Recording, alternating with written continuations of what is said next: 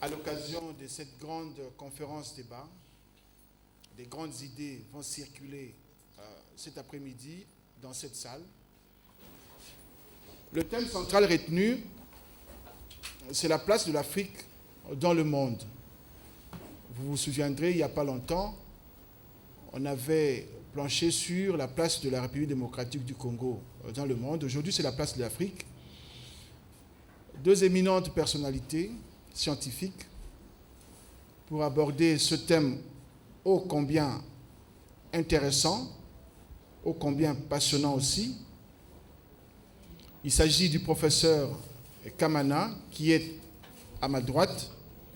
Le professeur Kamana que les téléspectateurs de Télé 7 qui nous suivent en ce moment reconnaissent, ainsi que les lecteurs du quotidien Le Potentiel. Le professeur Kamana va aborder le sous-thème « Reconstruire l'imaginaire africain pour gagner les batailles d'aujourd'hui et de demain ».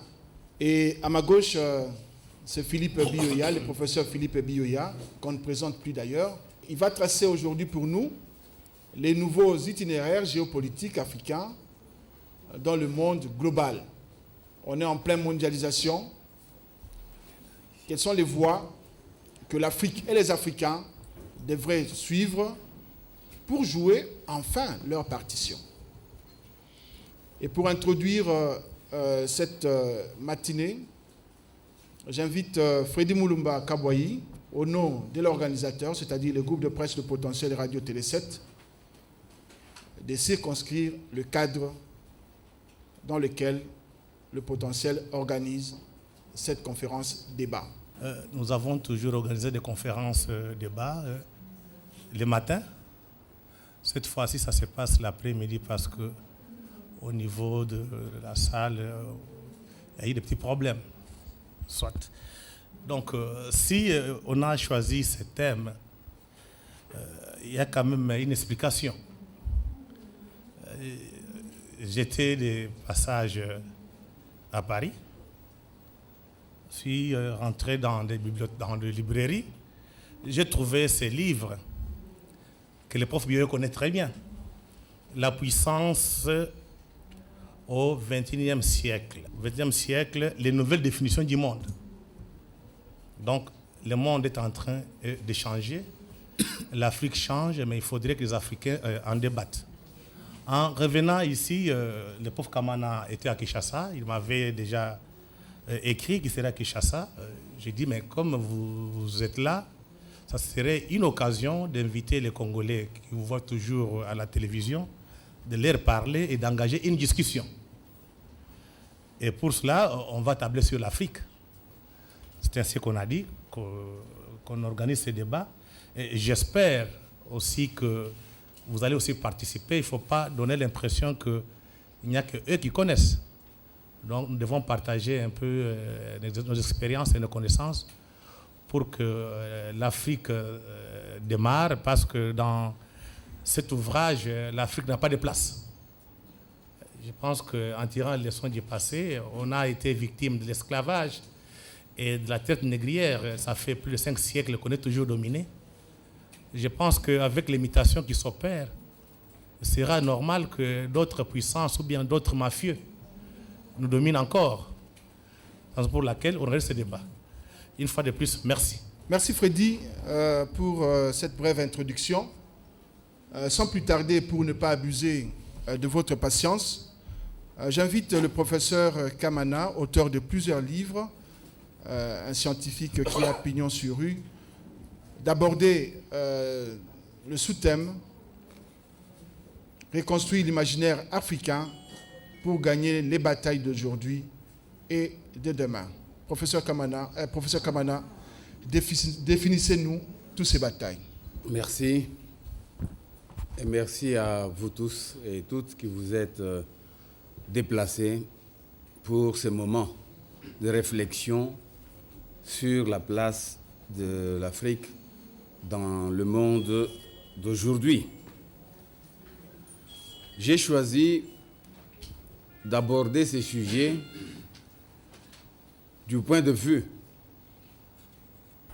de la reconstruction de l'imaginaire africain, parce que je crois qu'il n'est pas possible de parler de la place de notre continent dans le monde tel qu'il se structure actuellement et qu'il se reconfigure de plus en plus, sans prendre en compte ce qui est, de mon point de vue, fondamental pour la construction d'un esprit capable d'imposer la présence de l'Afrique dans le monde d'aujourd'hui.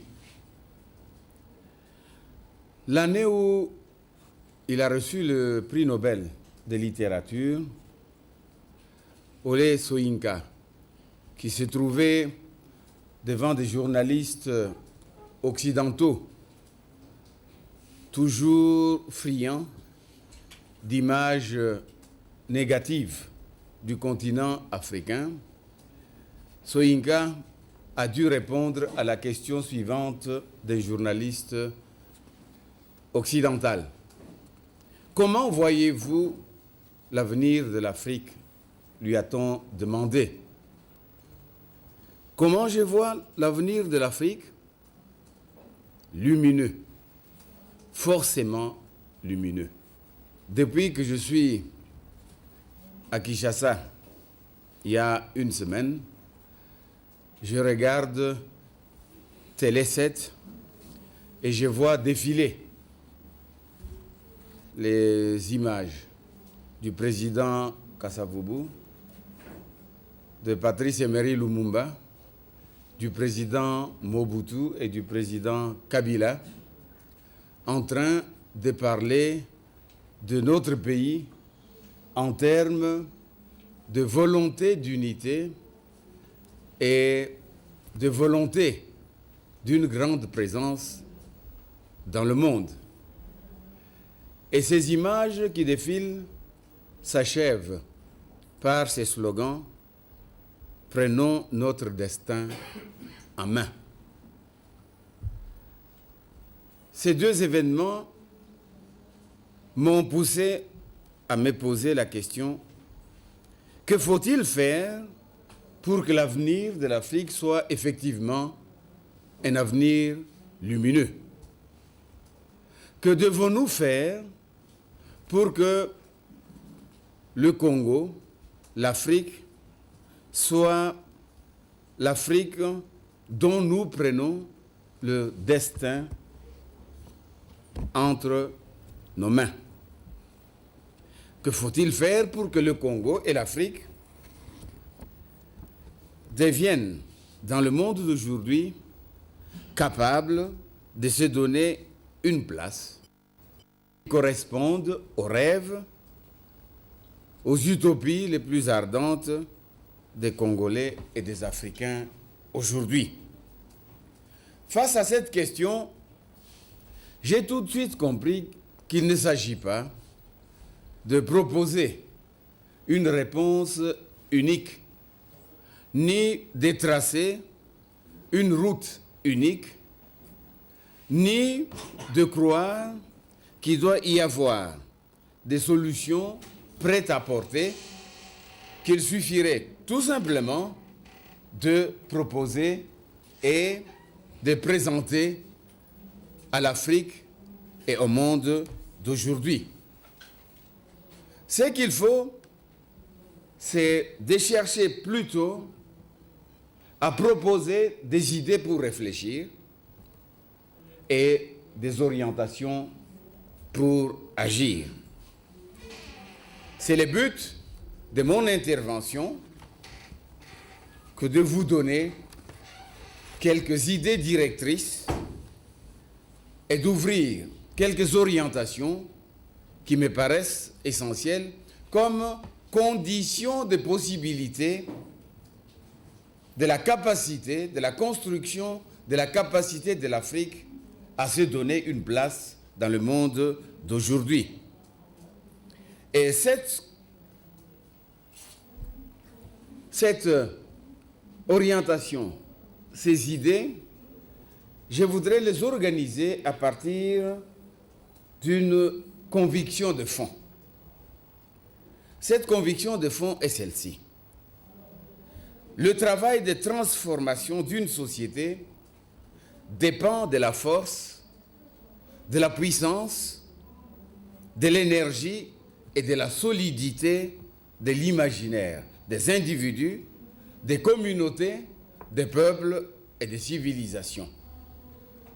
Et pour l'Afrique d'aujourd'hui, notre capacité à nous donner une place dans le monde dépend de la force, de la puissance, de l'énergie et de la solidité de notre imaginaire.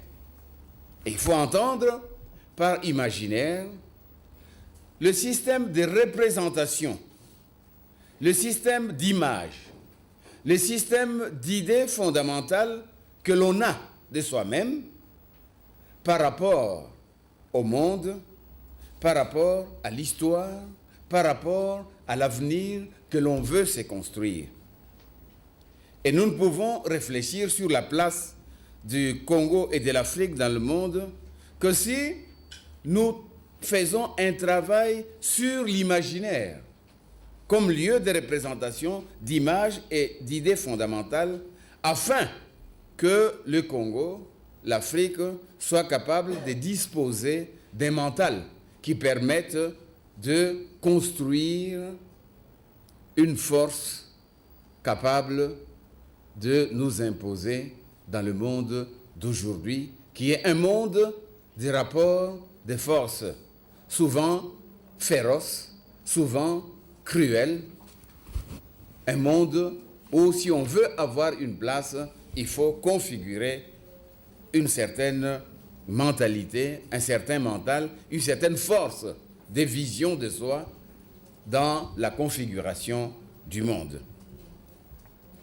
Et ce travail sur l'imaginaire, tel que je pense que nous devons aujourd'hui le conduire, exige que nous analysions aujourd'hui le système d'imaginaire africain.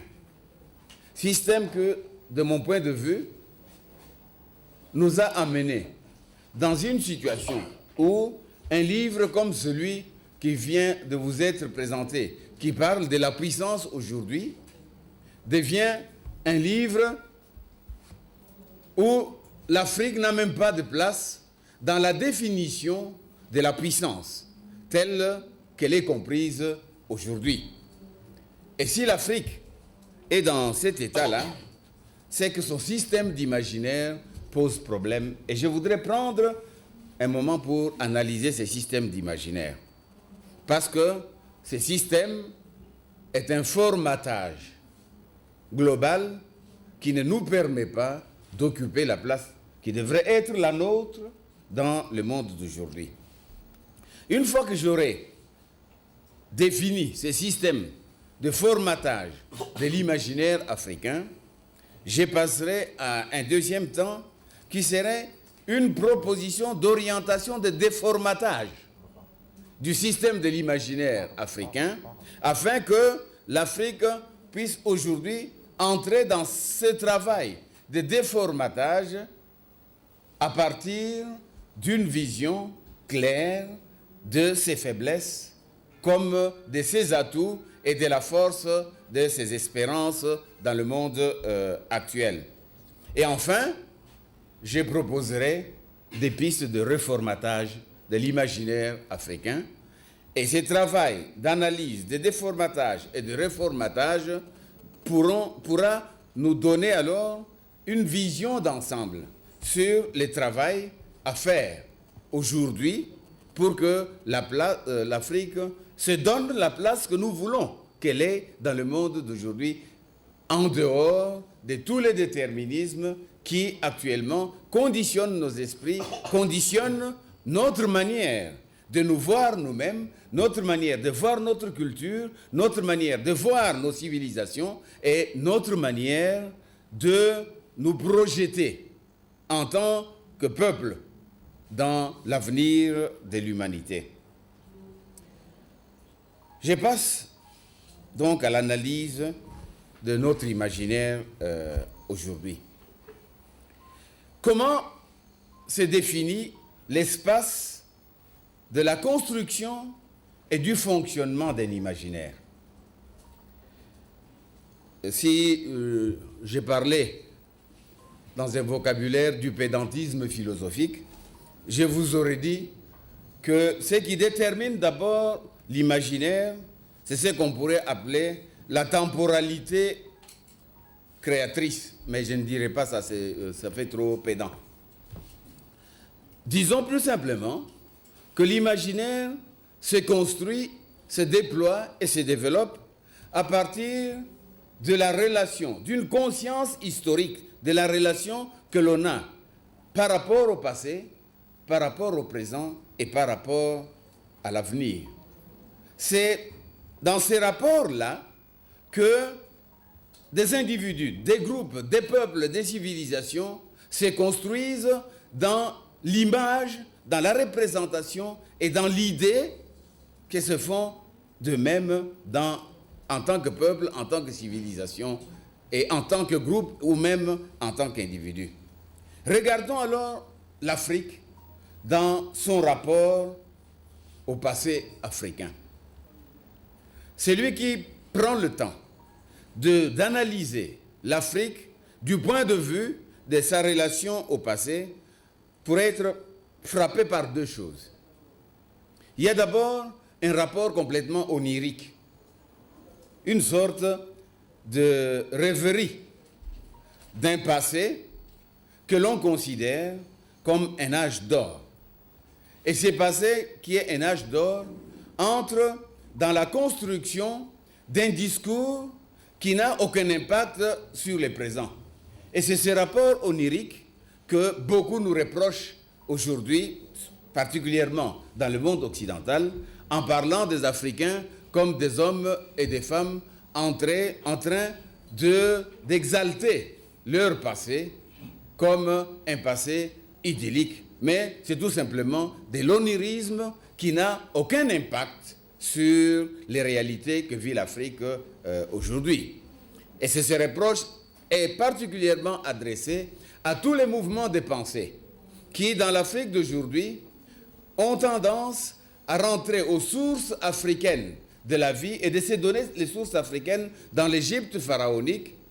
Et c'est qu'on leur balance à la figure: si vous étiez si grand, capable de construire les pyramides, pourquoi vivez-vous dans des cases, dans la misère aujourd'hui? Êtes-vous sûr d'être vraiment les descendants de ceux que vous croyez être vos ancêtres? Attaque directe, très forte, qui montre la place que l'Afrique a dans le monde.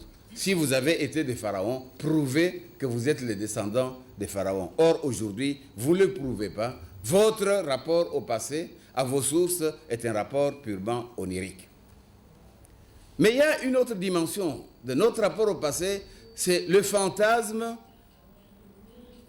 de notre défaite par rapport à l'Occident. Fantasme qui fait de l'Occident une puissance tellement indépassable que nos relations avec cette puissance deviennent des relations d'explication de tout ce qui nous arrive. Beaucoup d'Africains, particulièrement ceux qui vivent en Europe, et Alain Mabangou vient d'écrire un livre qui s'intitule « Les sanglots de l'homme noir », où il développe la thèse suivante, qu'au fond, nous exagérons en renvoyant toujours à la traite, à la colonisation et à l'histoire de notre défaite par rapport à l'Occident. Nous exagérons cette dimension pour ne pas voir que ce qui nous arrive aujourd'hui est complètement de notre faute, et le fantasme de l'Occident dominateur, oppresseur, ça devient une explication facile. Et alors, il nous demande tout simplement d'oublier tout cela, parce que notre rapport au passé est un rapport fantasmé. Onirisme et fantasme dans notre rapport au passé. Mais quel est notre rapport au présent, c'est-à-dire au monde tel qu'il se configure aujourd'hui? C'est un rapport essentiellement traumatique.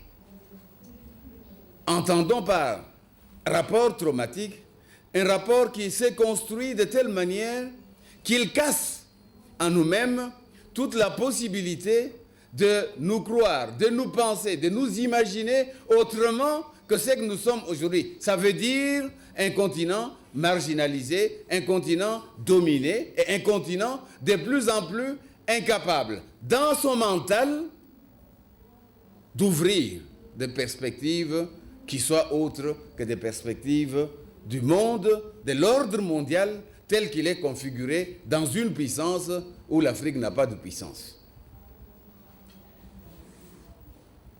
Alors, par rapport à l'avenir, quand on a un rapport onirique et fantasmé par rapport à son passé, et quand on a par rapport au présent un rapport complètement traumatique, eh bien, face à l'avenir, si les mots existaient en français, on aurait pu dire, on a par rapport à l'avenir un rapport ménopausique.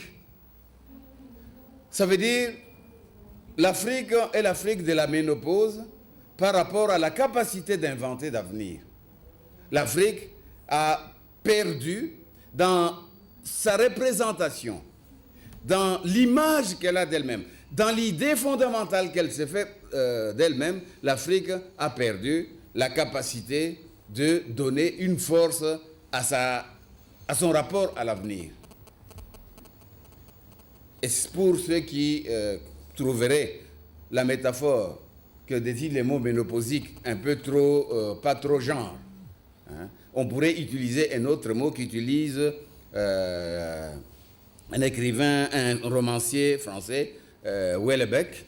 Il parle, mais pas de l'Afrique, mais il utilise les mots d'un rapport oligospermatique. Alors, qu'est-ce qu'il veut entendre par oligospermatique? Il dit que l'oligospermie, c'est la maladie qui consiste en ce que dans les éjaculats de l'homme, il n'y a plus aucune force de fécondation possible de la femme. Et l'Afrique, par rapport à son avenir, est comme ça, oligospermatiquement vide. Et c'est ces rapports à l'avenir qui nous rend incapables d'imaginer un autre avenir que celui que nous avons maintenant. Donc, par rapport à la temporalité créatrice, notre imaginaire, tel qu'il fonctionne, pose problème. Parce qu'il ne se situe pas dans un temps, dans une durée qui nous permette à la fois d'assumer le passé, de vivre le présent et d'ouvrir des perspectives d'avenir. Mais l'imaginaire ne se définit pas seulement par rapport au temps. Il se définit aussi par rapport à l'espace. Et les philosophes, dans leur pédantisme, auraient pu dire c'est à la spatialité compétitive que se définit l'imaginaire d'un peuple. Ça veut dire un peuple n'a un imaginaire fort que s'il se compare avec les autres peuples et qu'il voit par rapport à ces peuples quels sont les rapports de force qui lui permettent de s'affirmer comme peuple. Mobutu avait une manière de désigner ces choses-là quand il a voulu booster notre imaginaire congolais, il parlait de la révolution comparaison. Et la révolution comparaison de Mobutu, c'était de dire, eh bien, le monde entier va voir. On n'a qu'à comparer ce que fait le Zaïre par rapport à tous les pays voisins, ce que fait le Zaïre par rapport à l'Afrique, et il se rendrait tout de suite compte que lorsqu'on arrivera en 1980, on était en 93, quand on arrivait en 80, on était en 73 à ce moment-là, il disait, si on n'est pas premier, on est deuxième. Si on n'est pas deuxième, on est troisième. Quand si Congo, quatrième place, non. Tokondi Meango te disait-il. On ne peut pas accepter cela. Parce que la révolution à faire était une révolution comparaison. Il avait compris cette spatialité compétitive qui forge l'imaginaire d'un peuple. Malheureusement, il était incapable de comprendre lui-même la force de ses propres idées. Et il était entouré des gens incapables de comprendre ce qu'ils inventaient eux-mêmes. Et il a donc, au lieu de nous donner la puissance, il nous a fait basculer dans l'impuissance absolue.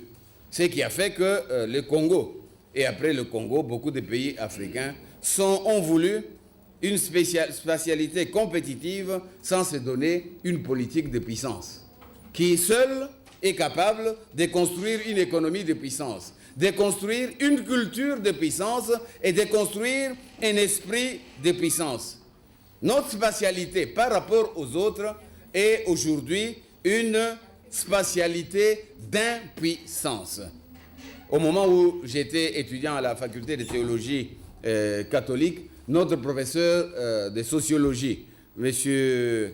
Kayemba Ntamba Bilangi, il avait forgé ce concept d'impuissancisation pour dire que notre situation était une situation d'impuissancisation par rapport à l'espace global dans lequel le monde fonctionnait. Mais l'imaginaire, et c'est sa troisième dimension qu'on doit analyser, c'est aussi la capacité du développement de l'intelligence. Un peuple est comme un individu. Il a une intelligence qu'il doit développer ou qu'il doit complètement laisser dépérir.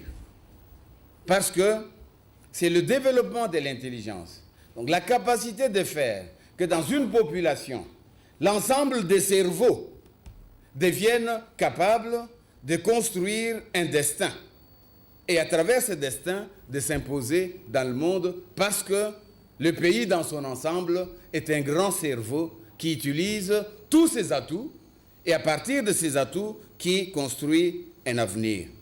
Or, que s'est-il passé au Congo comme en Afrique du point de vue du développement de l'intelligence? Il s'est passé qu'au lieu de développer l'intelligence, nous avons plutôt développé la culture de l'imbécilité.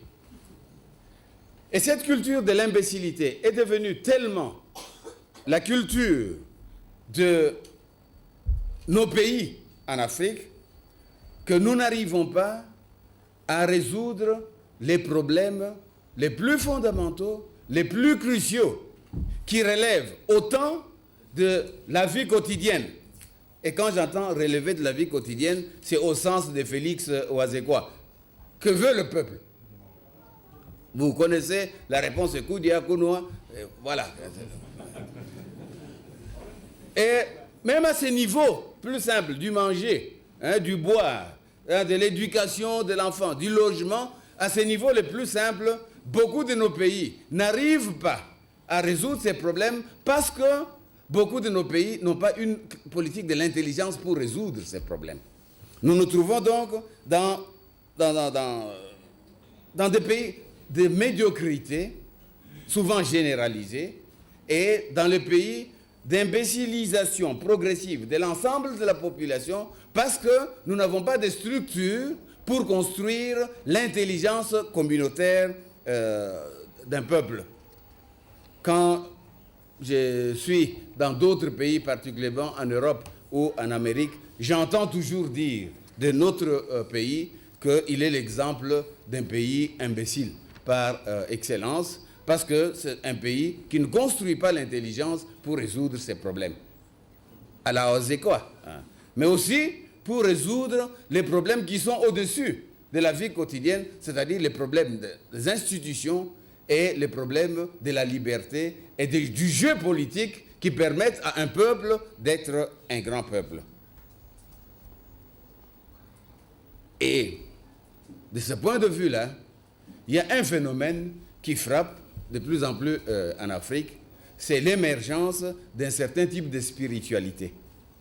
Un certain type de spiritualité dont j'ai compris le sens en me promenant à Kinshasa depuis que je suis arrivé. Je ne passe pas dans un quartier sans voir un grand spot publicitaire avec un album qui s'intitule Abracadabra.